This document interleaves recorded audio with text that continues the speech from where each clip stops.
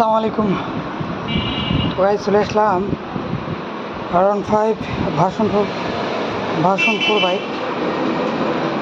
তো বাইকটার সমস্যা যেটা ছিল, আপনি স্টার্ট দেবেন বাইকটা 2000+ RPM থেকে যায়।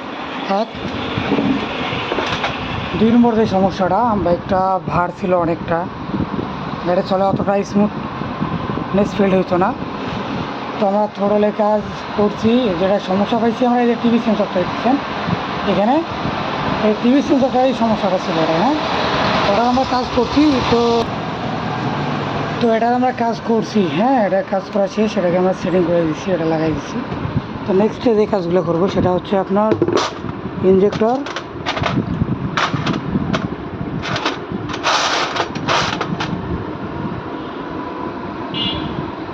ক্লিন লাগাই দেবো, আর হলো এয়ার ফিল্টার ক্লিন করবো এটা।